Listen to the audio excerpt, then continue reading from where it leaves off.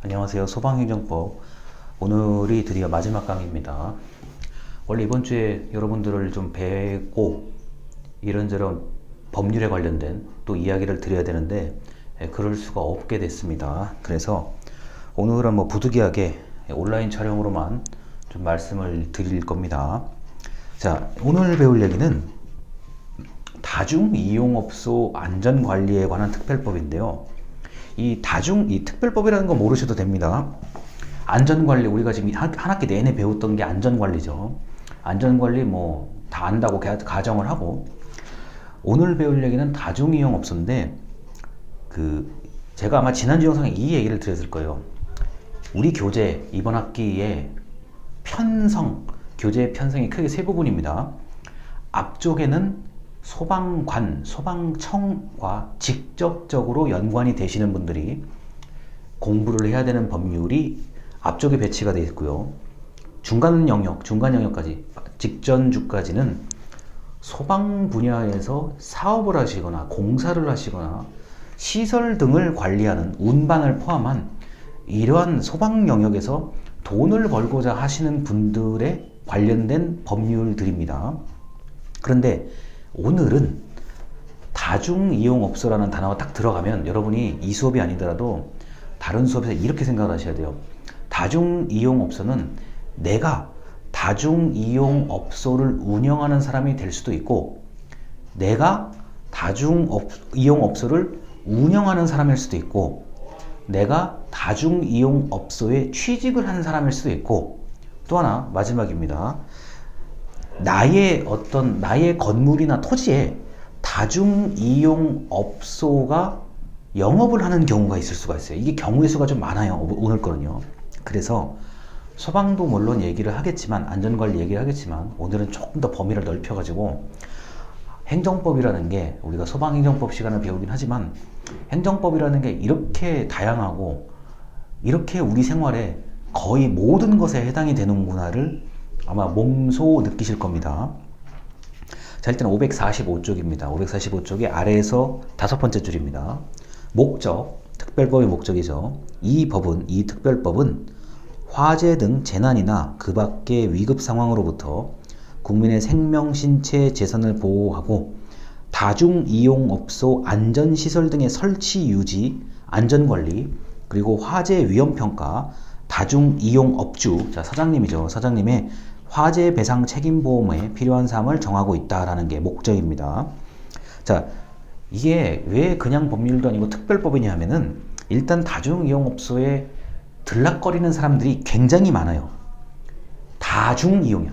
수많은 사람들이, 불특정 다수의 사람들이 이용하는 곳이기 때문에, 그리고 우리 대한민국의 사실상 개인사업자와 법인사업자, 이들의 비중을 놓고 봤을 때 거의 다중이용업소라고 보시면 정확해요. 우리가 먹고 마시고 노는 곳들이 우리나라 대한민국 경제를 100으로 봤을 때, 제가 어림잡아서 한 80 정도? 80% 정도의 업종이 이 다중이용업소와 직간접적으로 관련이 된 것들입니다. 자, 그러다 보니까 이 특별법은, 이 법만큼은 우리 교재에서 독특한 위치가 있어요. 뭐냐? 사업자도 알아야 되고, 종업원도 알아야 되고, 이용자도 알아야 돼요. 이 법률에 대해서는요. 왜냐면 몰라서 나쁠 게 없죠. 자, 그래서 넘어갑니다. 546종 맨 위에 줄이요. 1번입니다.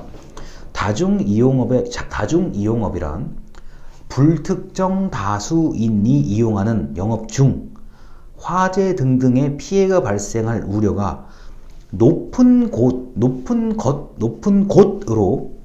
대통령령으로 정하는 것들입니다. 안전시설, 실내 장식물, 인테리어죠. 화재 위험평가, 밀폐구조 영업장, 우리가 흔히 알고 있는 노래방이요. 자, 영업장의 내부 구획 등은 전부 다 우리가 알고 있어야 되는 것들이죠. 이미 알고 있습니다. 자, 그럼 국가는, 이러한 시설에 대해서 546쪽의 아래에서 네 번째 줄입니다. 다중이용업을 운영하는 자, 업주는 국가와 지방자치단체가 실시하는 안전관리 등에 관한 시책에 협조해야 되며, 다중이용업소를 다니는 사람들에게 위급한 상황으로부터 보호하기 위해 노력해야 된다. 자, 예를 들어서 뭐 노래방에서 불이 났는데 관리하고 있는 사람, 그게 이제 사업주라고 하면은 사람들을 대피시켜야 하는 의무가 있는 거죠. 자, 그리고 이 법률은 이제 547조의 위에서 두 번째 줄입니다. 재해보상과 보험가입에 관한 법률에 따른 특수건물의 다중이용업주에 대해서는, 자, 여기서 말하는 특수건물이라고 생각하면, 이 보통 사람들이 특수란 단어가 들어가면 엄청나게 뭐 색다른 거라 생각하는데 그렇지 않습니다. 여기서 말하는 특수건물은 이미 우리 주변에 있는 대체적으로 눈에 보이는 상가를 얘기합니다. 자, 당연히 이 보험가입 그리고 재해보상에 대한 법률에 해당이 되는 거죠. 자, 그래서 이제 여기까지 얘기를 하고요. 뭐 이제 강의 자료 좀 다시 보겠습니다. 다중이용업주는, 그리고 종사자들은 위급한 상황에서 그 고객을 보호한다는 의미는 대피를 시킨다는 개념이죠. 뭐 예를 들어서 뭐 고객을 안전하게 대피시키고 불도 끄고 모든 걸 다 하라는 게 아니라, 위급한 상황에서 일단 여러분들이 만약에 다중이용업주가 되거나 다중이용업에 지금 아르바이트를 하거나 일을 하실 분들이라 그러면, 어떤 위급 상황이 발생하면 일단 소리를 지르셔야 돼요. 그 다음에 벨을 누르셔야 됩니다. 자, 또한 어떤 거요? 만약에 자, 내가 카운터, 우리가 접수대라 그래요. 카운터에 앉아가지고 있는 경우는 일반 전화로 빠른 시간에 119를 누르고 그냥 수화기로 바로 얘기를 하세요. 네, 수화기로 여기가 어딥니다, 불났습니다, 간단하게 얘기를 하면, 자, 여기는 예를 들어서 뭐 무슨 대학입니다, 불났습니다 라고 얘기만 하고 끊으면 당연히 전화번호가 119 상황실에는 보이게 되어 있습니다. 발신자 전화번호 당연히 보이게 되어 있죠. 그렇게 해서 바로 출동을 하는 겁니다. 자, 출동하는 가운데 일반 전화 정보를 보면은, 자, 여기가 지금 예를 들어서 뭐 무슨 음식점 이렇게 다 눈에 보이잖아요. 그렇기 때문에 상황 판단을 빨리 할 수 있습니다. 자, 그래서 카운터에 앉아있을 경우에 만약에 위급한 상황이 생기면 크게 소리를 질러서 사람들을 대피하라고 얘기를 한 즉시 여러분이 일반 전화로 119를 눌러서 여기 상호 얘기하고 불났습니다 하고 진짜 끊으셔도 돼요. 우리나라가 그 정도의 위치 추적 그리고 그 정도의 시설은 이미 갖춰진 나라입니다. 자, 반대로 이렇게 생각할 수 있어요. 또 이제 다른 면에서 내가 이제 카운터에 있는 게 아니라 계속 이렇게 돌아다녀야 되는, 뭐 매장 안에서 돌아다니거나 잠깐 매장 밖으로 외출하고 이럴 때는 여러분들이 손에서 놓고 계시지 않는, 항상 손에 쥐고 있어야 되는 스마트폰, 휴대전화를 가지고 다니십시오. 가지고 다니셔가지고, 이게 무슨 일이냐면은, 이게 담배 피우시는 분들도 많고 뭐 이 불특정 다수가 어떤 업장 안에 들어오는 게 아니라 업장 밖에서 담배 피우거나 이런 경우들이 있잖아요. 이제 그럴 일이 별로 없긴 한데 싫어. 이제 이렇게 이제 그냥 실수로 아예 담배 그냥 버리는데 그게 이제 불이 붙어서 매장 안으로 연기가 들어온다든가 어떤 그 특수한 상황들이 벌어질 수 있습니다.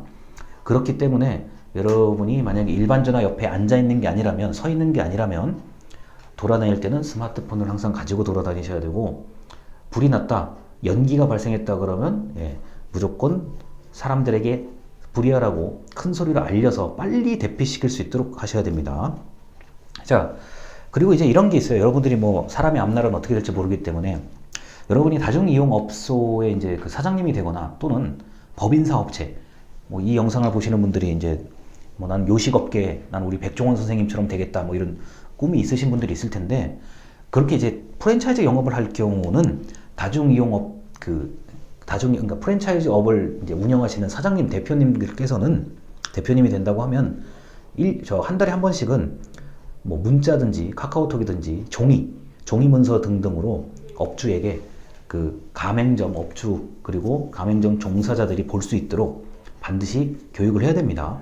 그게 문자든 카카오톡이든 종이로 보내든 내가 교육을 했다는 것을 항상 알려야 되고, 전혀 지나침이 없어요. 아, 이거 한 달에 한 번 받는다 그래서 누가 화내겠어요? 그건 말이 안 되는 거고요. 무조건 읽든지 안 읽든지 보내셔야 됩니다. 그리고 교육을 했다는 그 어떤 증빙 서류, 그리고 교육을 했다는 사진, 영상 등등을 항시 때가 될 때마다 찍어두고 보관하는 그런 습관을 기르셔야 됩니다. 자, 그리고 이 다중이용업주 같은 이 다중이용업을 운영하시는 분들은 이제 이렇게 교육을 하면 돼요. 제가 이제 교육을 하는 입장이니까 동종업계, 제가요 한 달 동안 음식점에서 불난 것만 몇 건입니다. 몇 건이었고 뭐 서울에서 몇 건이 불났고 부산에서 몇 건이 불났고 그래서 재산 손해가 얼마고 이게 좀 현실적으로 얘기해 줘야 돼. 현실적으로 얘기를 해주면 굳이 뭐 흔히 말하는 그 화재 진화 불 끄는 그런 훈련보다도 오히려 더 경각심을 가져요. 아, 내가 이 식당에 불이 나면 재산상 손해가 얼마나 크겠구나. 누가 죽었구나. 누가 다쳤구나. 그리고 이 유독가스는 뭐 말할 게 없는 거고요. 유독가스는 일단 흡입하는 즉시 질식할 확률이 거의 100%고요. 이 화상 문제거든요.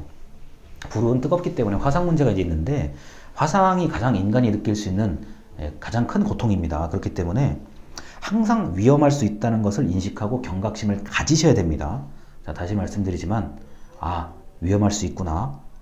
이럴 수도 있구나. 저럴 수도 있구나를 반드시 아셔야 됩니다. 그러니까 경각심 가지는 게 저는 무엇보다도 오늘 영상에서는 수업 내용에 당장 기말고사에 낼 수는 없는 문제지만 굉장히 경각심 많이 가지셔야 돼요. 특히 다중이용업소를 앞으로 운영하실 분, 그 다음에 지금 아르바이트 하고 계신 분들은 당장 이 영상을 보시고 나서 또는 보시면서 한번 생각을 해보세요. 내가 카운터에 앉아있을 때, 내가 만약에 업장 안에서 화장실을 갔을 때, 어디를 갔을 때, 밖에 뭐 담배 피우러 나갔을 때 이걸 잘 보셔야 됩니다. 이게 굉장히 중요해요. 다중이용업은. 왜냐하면 그리고 상가 같은 경우는 하나 불나면 어떻게 됩니까?